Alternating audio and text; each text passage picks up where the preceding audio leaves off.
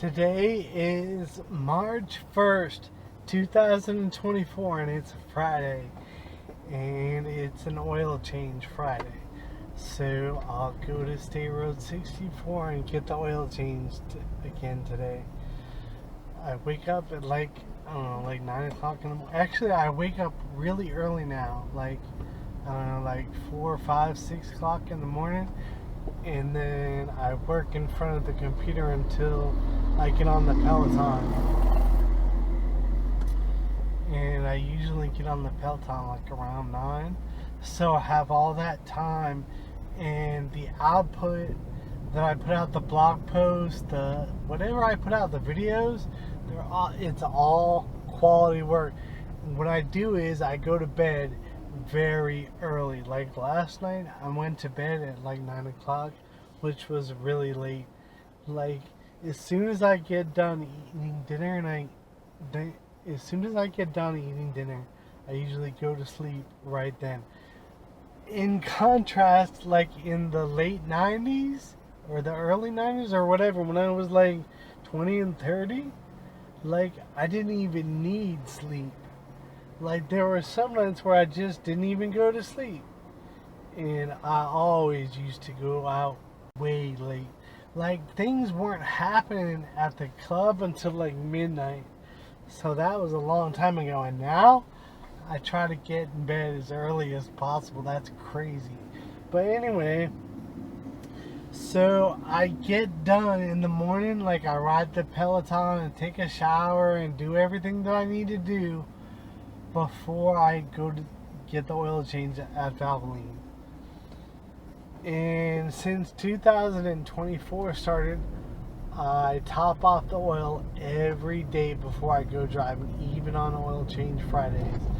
Like, I know when I get to this place, the oil that I put in there, they're just gonna drain right out and put new oil in there.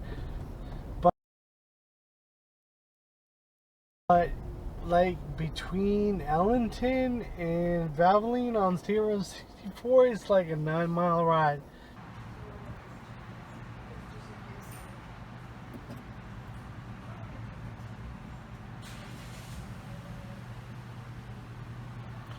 So they're gonna evacuate the oil out of the top of the engine. I love it when they do this because I like to look at the oil.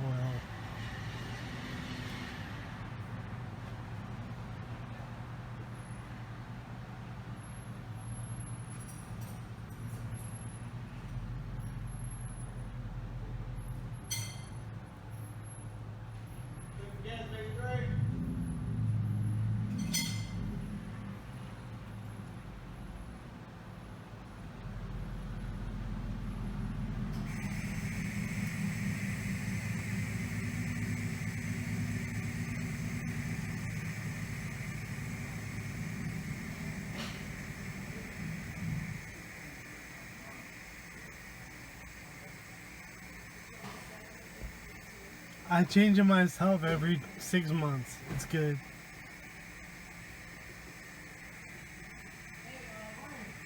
Yeah. So that is 2-week-old oil. So for those 9 miles, I want it to be full of oil if I can help it.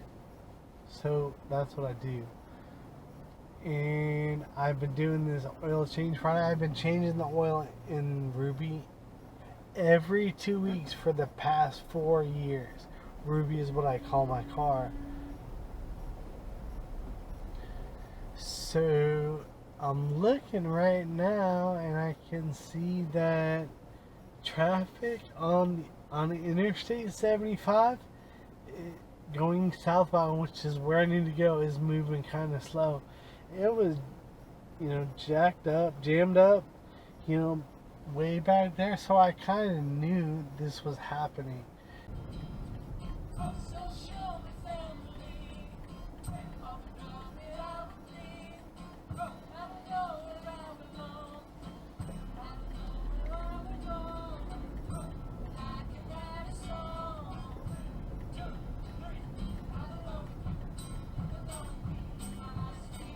Because when traffic on Interstate 75 is going slow, then it jams up traffic on 301 in Allenton. So today is March 1st. So yesterday was the end of February and it's Friday today. I fully expect there to be a wait at Valvoline quick oil change today, but we'll see. You never know. So here it comes.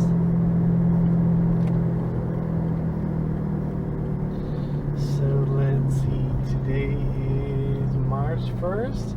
So I fully expect it to be a wait today. So we will see.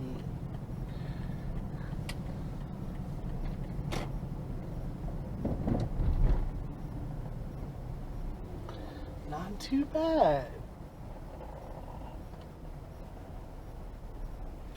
So it's 11:22 a.m. right now. Let's see.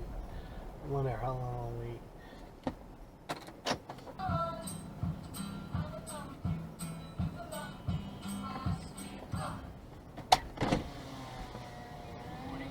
Nobody greeted you yet? Not yet. Got you.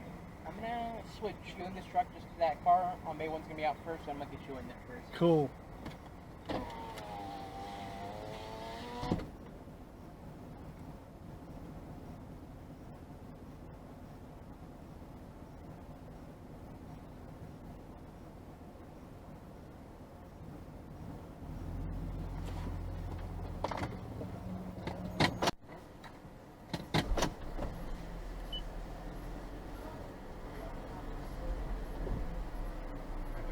Thanks a lot. See you soon.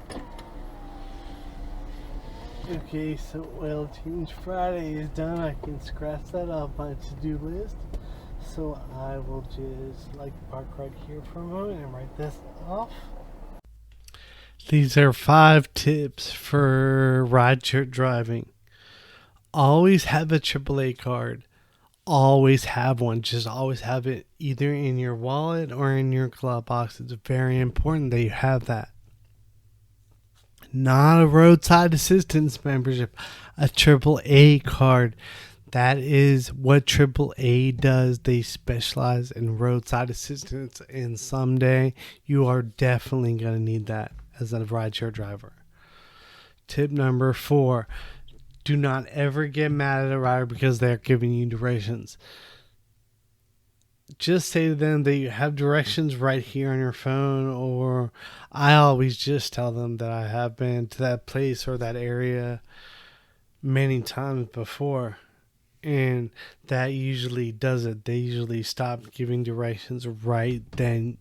About 98% of the time. I mean, there's a scraggler that will continue or didn't hear you or whatever. But for the most part, that comment right there does it. Here's a big one. Tip number 3. Don't cancel trips if the rider got in your car for any reason. This is what I always have done. If the rider gets in your car for any reason, complete that trip. If they did not get in your car, then cancel the trip. I remember once, Uber was doing this. It was a long time ago. Uber was doing a promotion. The quest was 2 trips. Then they changed to 3 trips. So a long time ago, when there were 2 trips, I did 1 trip, and then the next trip, I was picking somebody up in Tampa, and I picked up this lady, and she said that she had lost her phone or whatever. So I explained to her, and she was in the backseat. I explained to her, I can't drive you around to these places so you can look at your phone. I wasn't being mean to her. I was just telling her seriously how it was. She was like, okay, we can't do this then because I don't have my phone. I was like, okay. So I completed that trip, and that trip counted towards my second trip. She got out of the car. That trip counted towards my second trip, and I did get the bonus for completing 2 trips because of that. If I would have canceled that trip, that would have been it. It would have started that promotion all over again. But she was in my car, so I completed the trip. I didn't cancel it. So here is tip number 2. Do not depend on GPS to always tell you the right thing. The Uber GPS Like when I do the scheduled trips or when I do, 2 or 3 trip promotion or whatever, I use the Uber app for that because when a trip comes in, I need to eat, I need to hear it, I need to see it, I need to do everything. So I use the Uber app for that. And one day the Uber app sent me down a one-way street the wrong way. So always remember that. Always keep that in mind. I mean, for the most part, it'll send you down one-way streets the correct way and it'll always put you in the correct place. But there has been an instance for me anyway where it sent me the wrong way down a one-way street. So don't always depend on the GPS to tell you the right thing. And tip number 1 is do pickups around popular hotels to increase revenue. Popular hotels, popular restaurants, popular airports, of course. Everywhere you possibly can. Like if there's, this is what I would do. There are hotels or restaurants I would think that I wanted to stay there. I would want to go there. So I would drive around places like that, and you pick up people that are staying in those hotels or going to those restaurants, give them rides back to. Those are the people that you want to talk to. Those are the people that you want to rub elbows with. Those are important people. And that is what is really awesome about rideshare driving. I think anyway.